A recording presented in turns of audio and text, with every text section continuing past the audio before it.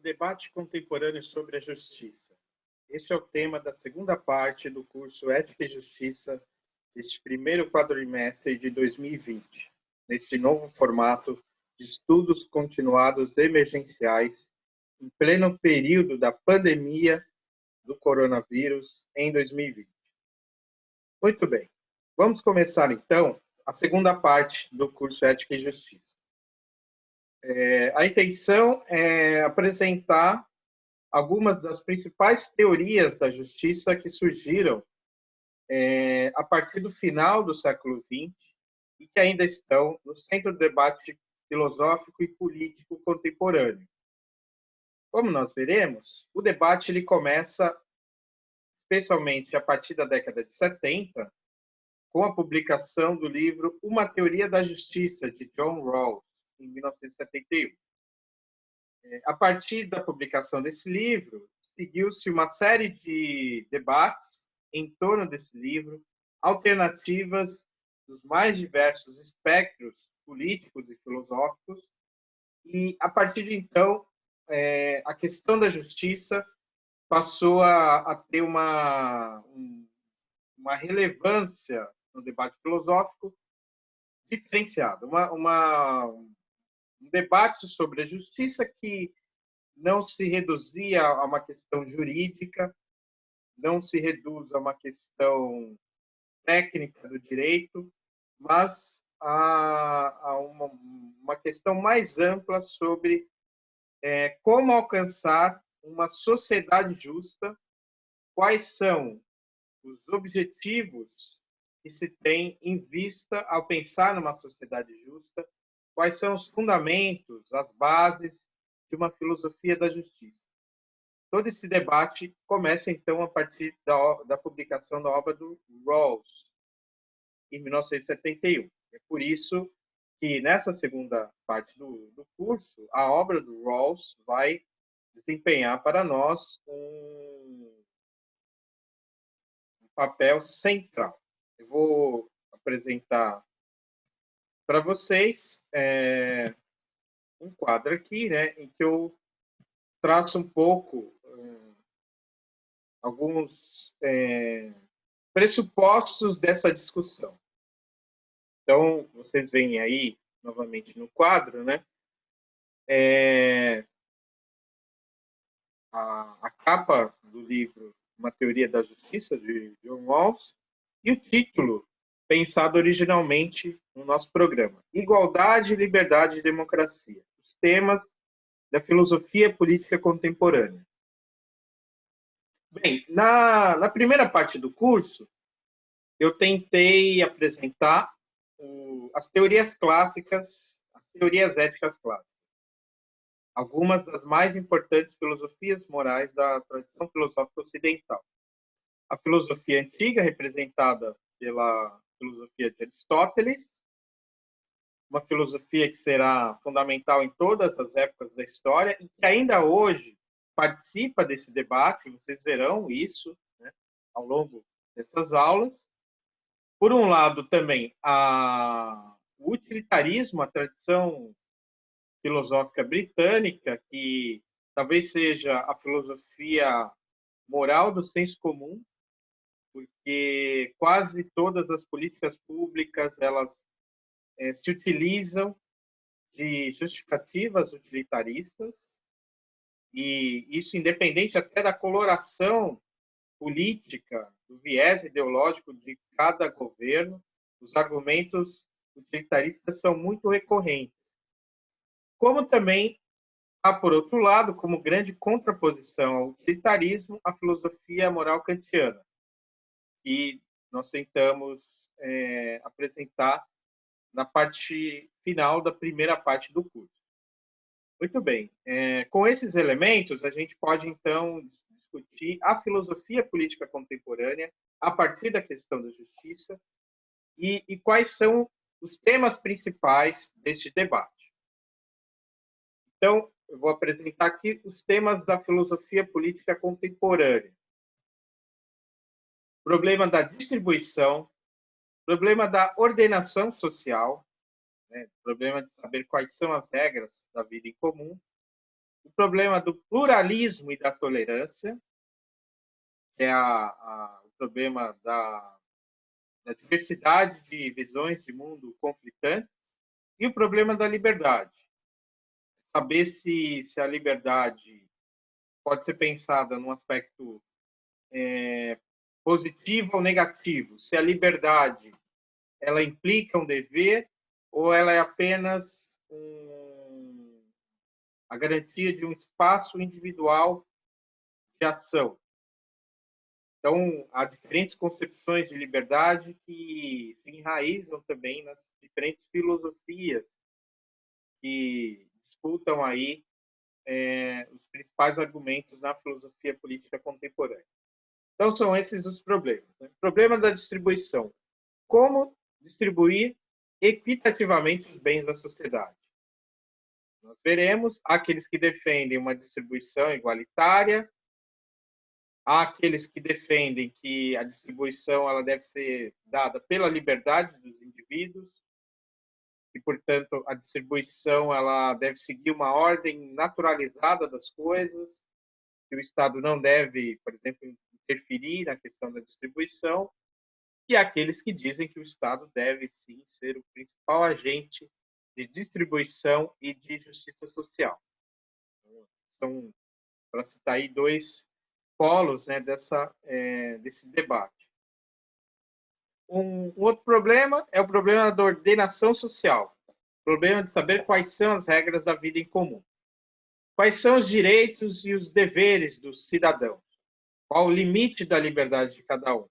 Como é possível uma ordenação social por meio da qual a liberdade dos indivíduos possa conviver com a liberdade de todos? Esse é um problema básico, não apenas da filosofia política contemporânea, mas da filosofia política moderna, né? Desde que houve um consenso a partir do surgimento das noções de direitos e direitos humanos, de que cada indivíduo tem,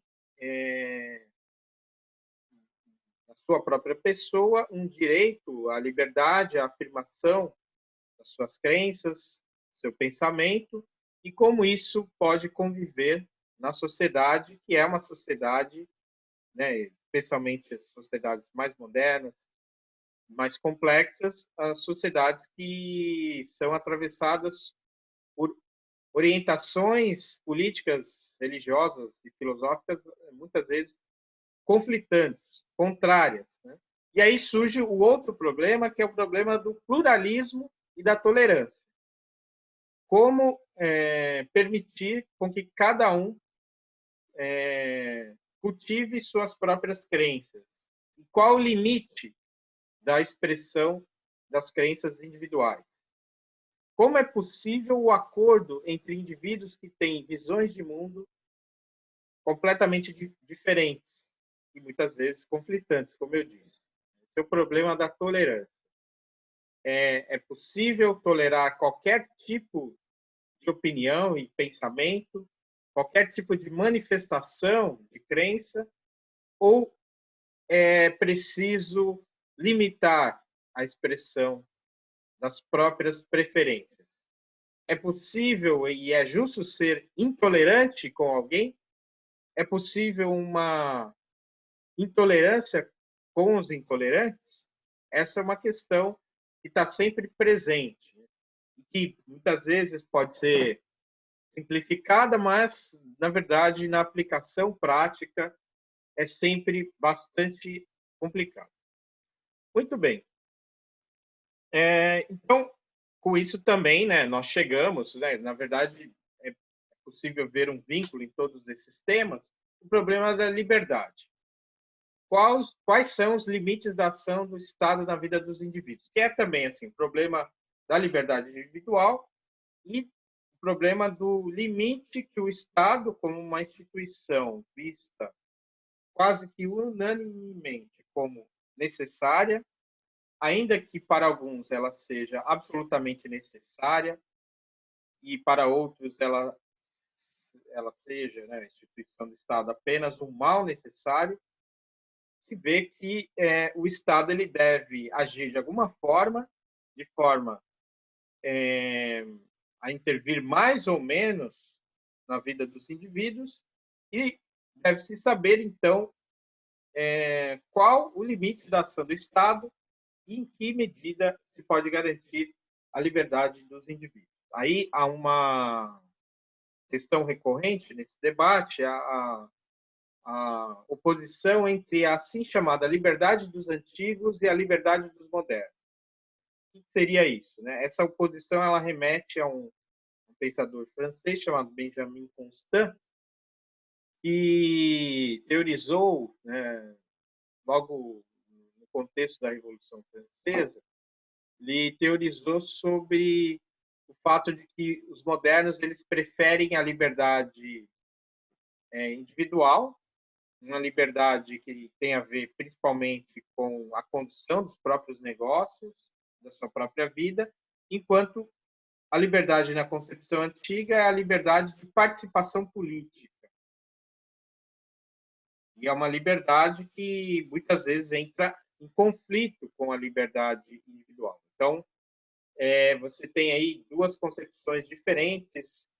Parece que o homem moderno, liberal, tende a favorecer esse tipo de liberdade que depois foi chamada por Isaiah Berlin de uma liberdade negativa, uma liberdade de autoafirmação do seu próprio espaço de atuação, em contraposição à concepção da liberdade como a capacidade positiva de atuar nos negócios públicos, na cidade. Então, há um conflito, né, nessas duas posições, e esse tema da liberdade é também recorrente, então, no debate contemporâneo, e nós vamos retomar essa discussão. Bem, não é à toa que a liberdade esteja no centro da discussão, porque o que está em jogo nesse debate político contemporâneo é quase que um certo consenso que nem sempre é devidamente discutido, é devidamente posto em xeque, especialmente, é claro, esse debate ele surgiu e tem sido mais atuante nos países de língua inglesa, onde o liberalismo é particularmente forte.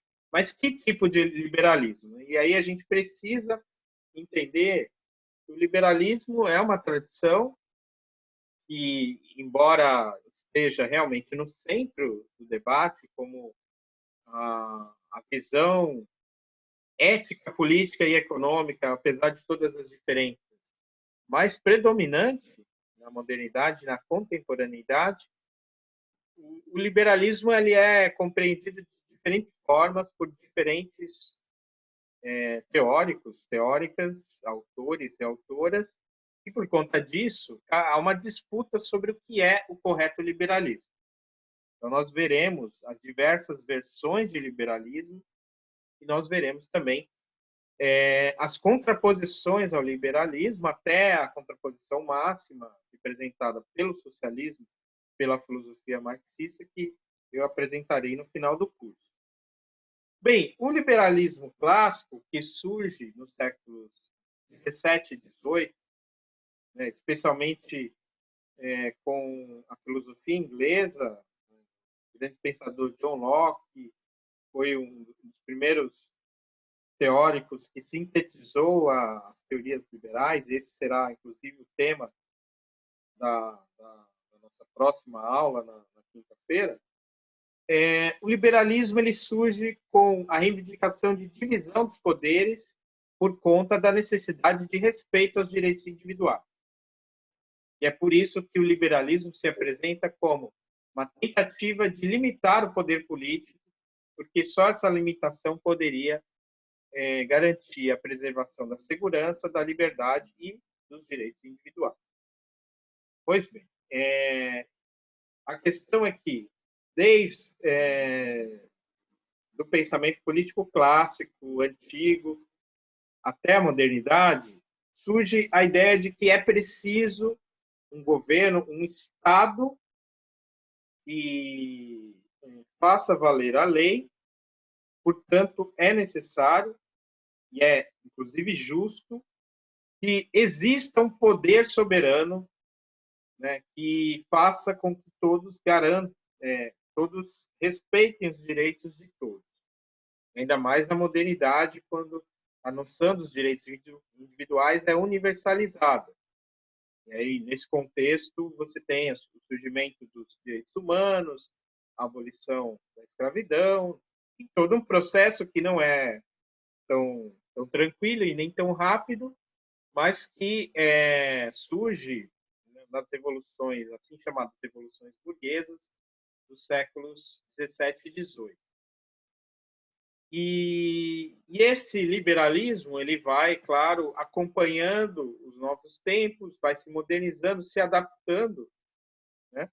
E no século XIX, com o aparecimento da classe operária politicamente articulada, você tem claramente uma disputa, né, entre as classes, entre a burguesia e essa classe operária organizada politicamente, né, o proletariado, que reivindica condições mais humanas de trabalho e direitos próprios da sua classe.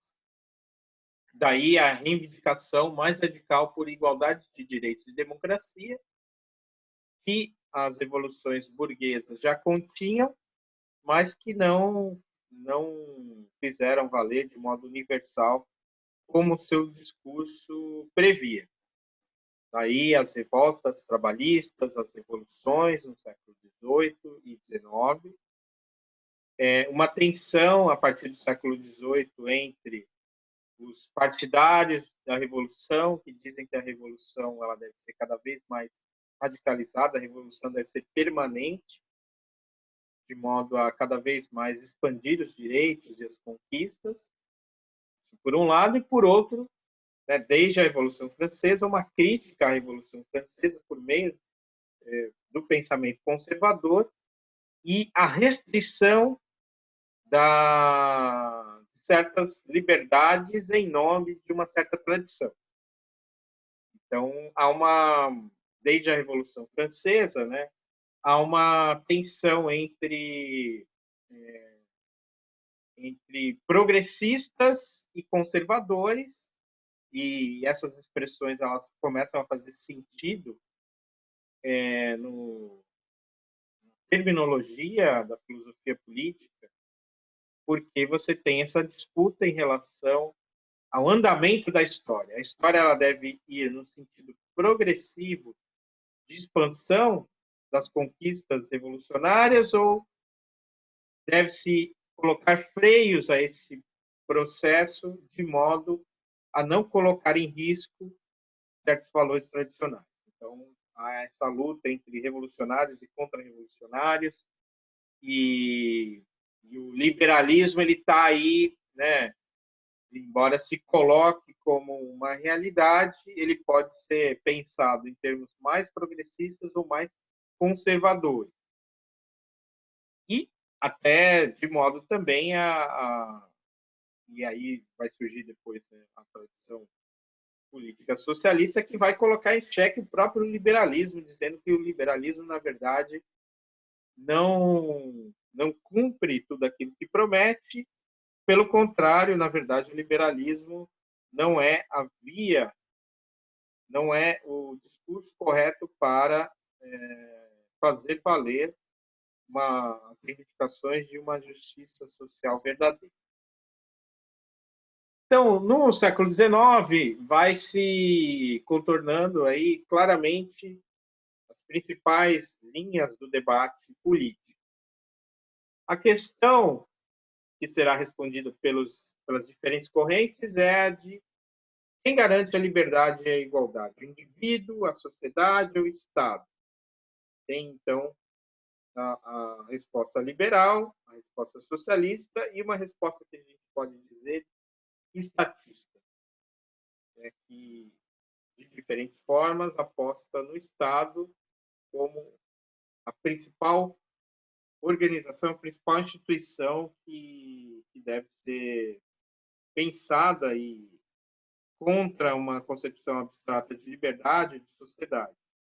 Essa é a visão de um autor como Hegel, né, que vai dizer que quem garante, então, a liberdade é um Estado forte e soberano.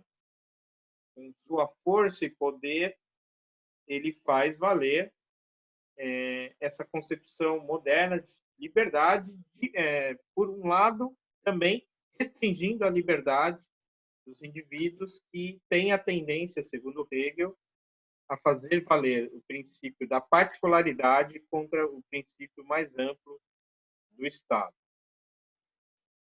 Então, essa é a resposta hegeliana ao liberalismo, que como nós vimos já sistematicamente, e vamos analisar mais detidamente nas próximas aulas, é a concepção que vê a sociedade partindo do indivíduo. Acho que se há se já é possível falar em alguns elementos básicos da visão liberal de mundo, é essa visão de que o indivíduo é a célula primeira da sociedade, que o indivíduo deve ser preservado, que as instituições são livres na medida em que elas também garantem a liberdade dos indivíduos. Como os indivíduos e essas instituições podem fazer valer a liberdade e a igualdade, que também é uma reivindicação liberal, por meio de constante progresso e reformas institucionais. Então, eu citei aí nesse quadro, no século XX, tem aí, digamos, dois autores bastante diferentes, um francês e um inglês, né? O Tocqueville, francês, que é mais identificado como um liberal conservador, alguém que, de certa forma, até por ter uma origem na nobreza francesa, lamentou a Revolução, mas entendeu que a Revolução e a democracia eram inevitáveis, mas pensou em maneiras de pensar em como a democracia ela poderia ainda resguardar a liberdade, que é, segundo ele, o valor principal.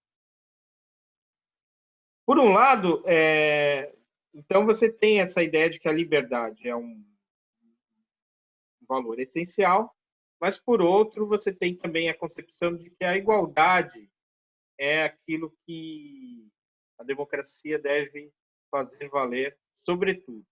E aí você tem o Stuart Mill, que é um pensador que ele vai estar, digamos assim, no fronte mais progressista do liberalismo, já no século XIX, defendendo várias expansões de direitos, né, e sobretudo o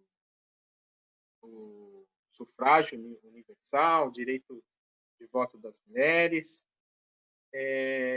e vai tentar colocar na balança os valores de liberdade e igualdade, de modo a ambos os valores ficarem aí em pé de igualdade. O Stuart Mill não dá para dizer que ele era um igualitário, como será o Rawls no século XX, mas ele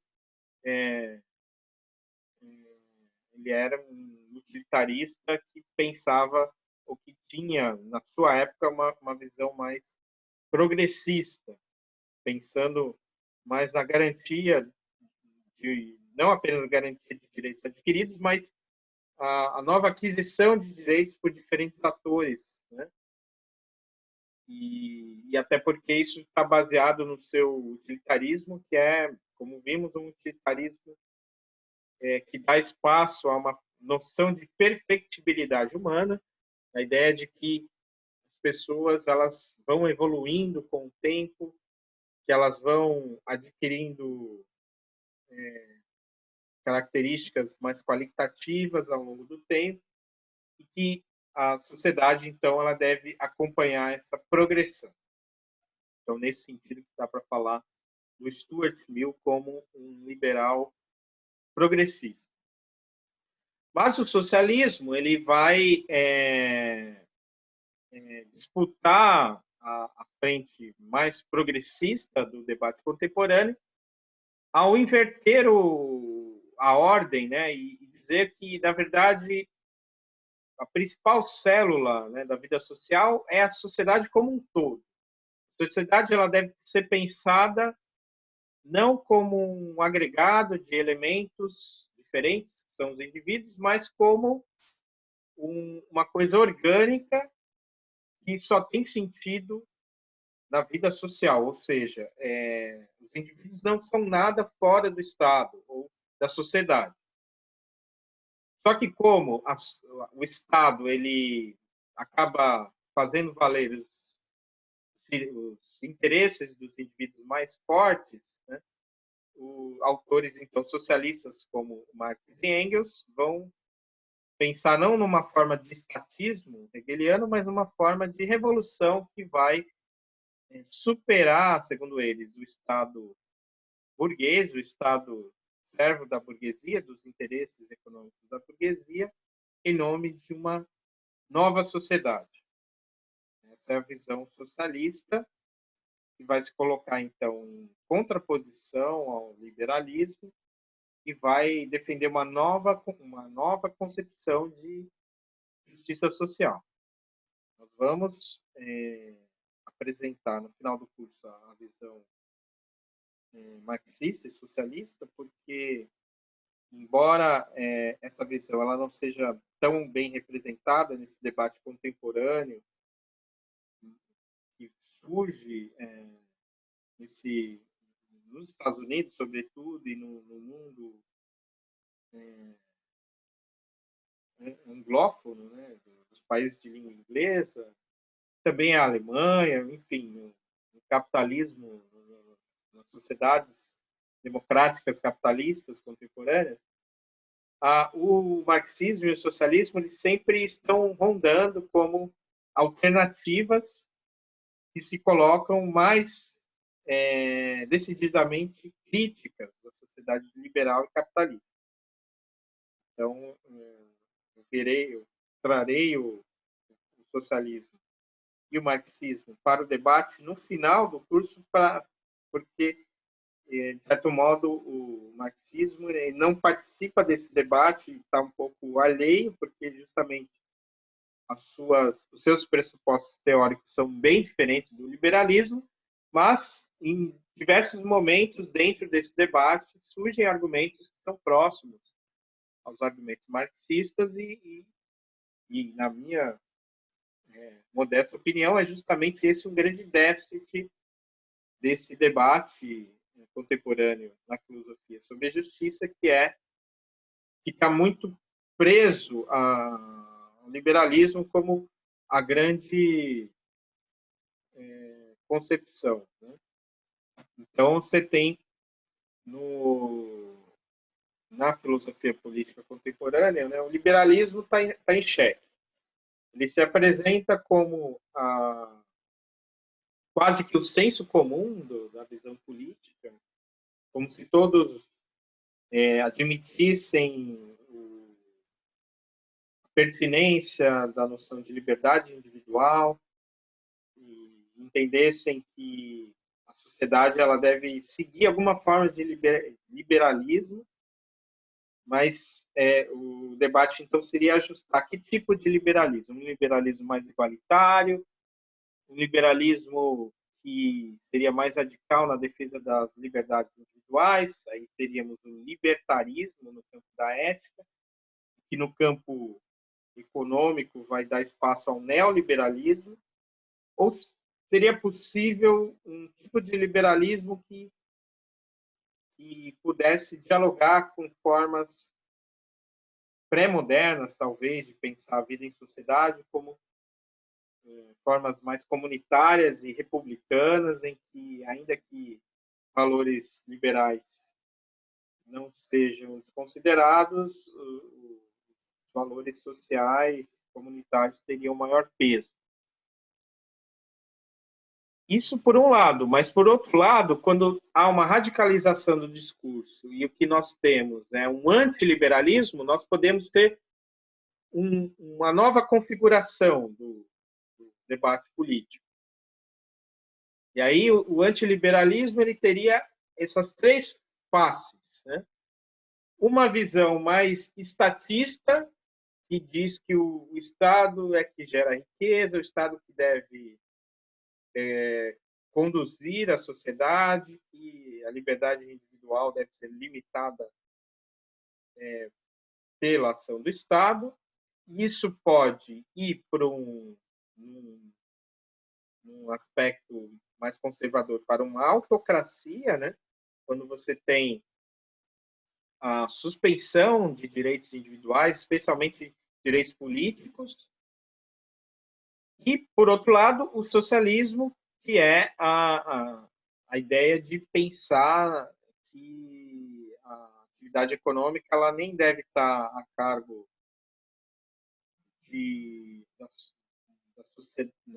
das forças sociais, porque isso seria um tipo de liberalismo que daria desigualdade, mas o socialismo se apresenta como uma concepção que visa atender às reivindicações populares por liberdade e igualdade, mas de uma maneira diferente do liberalismo e também contrária à autocracia. Nesse sentido, a autocracia, né, em contraposição ao socialismo, seria o fascismo. Justamente o fascismo surgiu historicamente no século XX como uma contraposição ao socialismo. Por isso, né, a estigmatização do inimigo como comunista, que tem a ver justamente com a defesa de certos valores tradicionais contra uma concepção mais radical de revolução da sociedade. Então, você tem essa disputa, esquerda e direita, entre socialismo e a autocracia pode assumir, como assumiu historicamente, manifestações do fascismo, do nazismo, ditadura. Hoje se fala em neofascismo, enfim. Mas essas são visões que têm a ver mais com o debate sobre qual é a forma como o Estado deve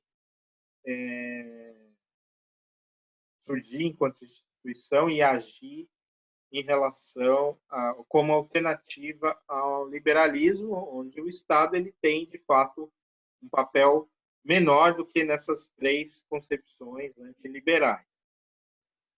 Muito bem.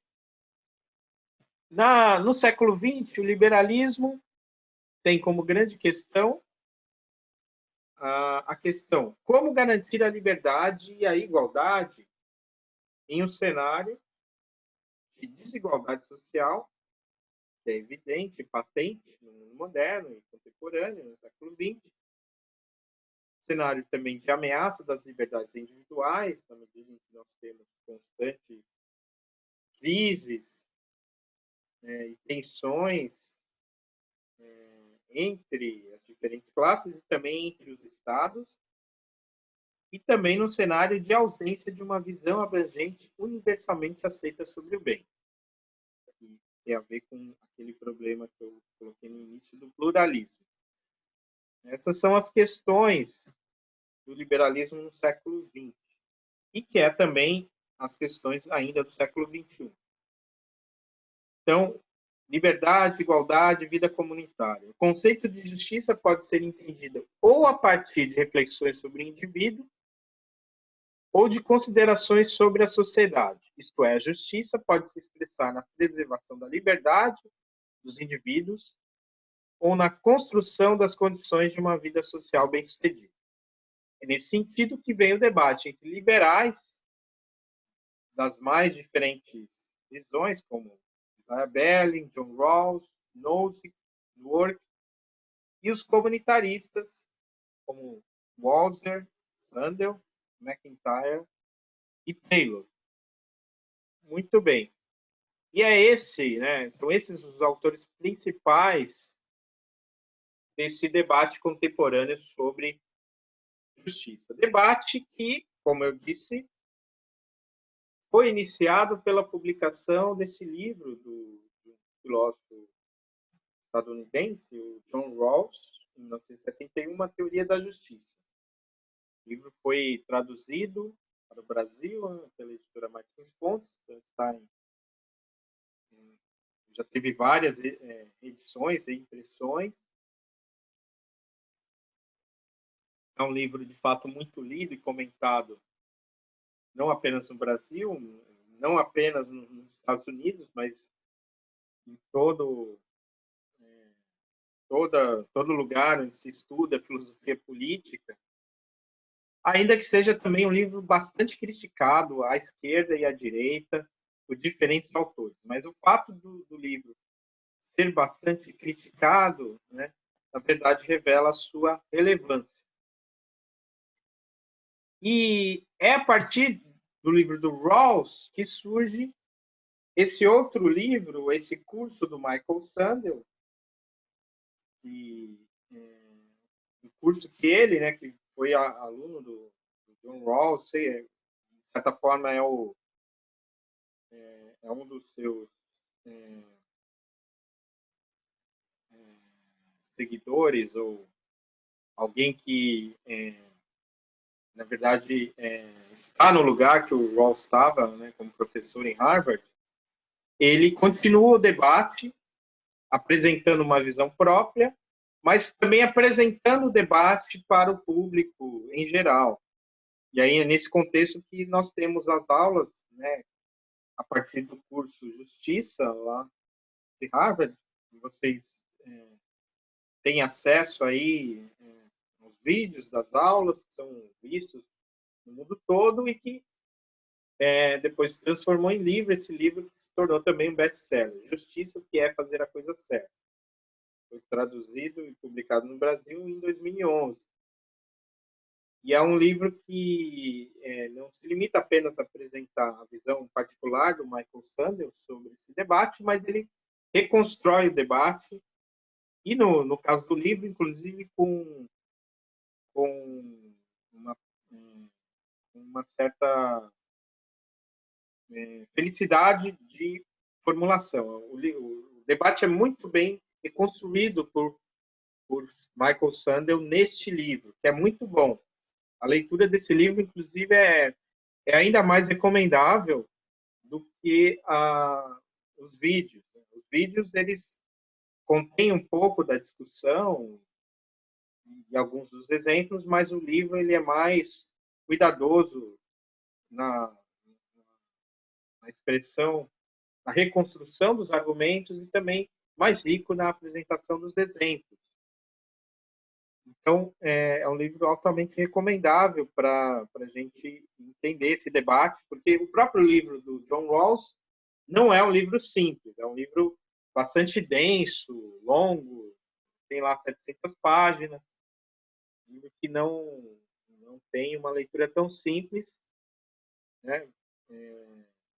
Na semana que vem eu vou tentar apresentar aí algumas das teses principais, esquematicamente, do John Rawls. E para isso, além do livro do Michael Sandel, eu recomendo também duas referências que reconstroem esse debate. Nesse manual de filosofia política, que eu, junto com outros colegas da academia, organizei pela editora Saraiva, vocês têm a apresentação das teorias políticas mais importantes na tradição da filosofia ocidental, e, particularmente, a apresentação desse debate contemporâneo sobre justiça, debate esse que está presente nesse livro no capítulo 10, escrito pelo professor Denilson Luiz Verli. Na edição atual, que é a terceira, o título desse 10º capítulo é O Liberalismo Contemporâneo e seus Críticos. Está para sair uma nova edição. Provavelmente o título desse capítulo vai mudar, mas o capítulo do Denilson, professor Denilson Verli, é o que apresenta esse debate, apresentando lá as principais teses do John Rawls e algumas das principais críticas, especialmente a crítica do Michael Sandel.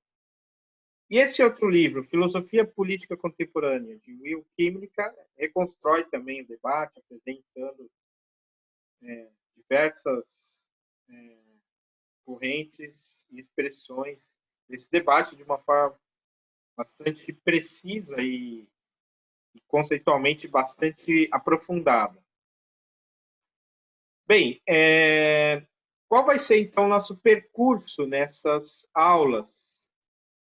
Nós teremos, a partir dessa semana e até o final, né, desse nosso programa dos estudos continuados emergenciais, qual vai ser o programa? Eu vou apresentar, inicialmente, hoje, o debate. A partir da quinta-feira, eu vou apresentar o liberalismo clássico, especialmente o pensamento do John Locke, aprofundando um pouco o que eu já apresentei nessa aula. Depois eu vou apresentar o Rawls com o liberalismo igualitário, a crítica dos libertários,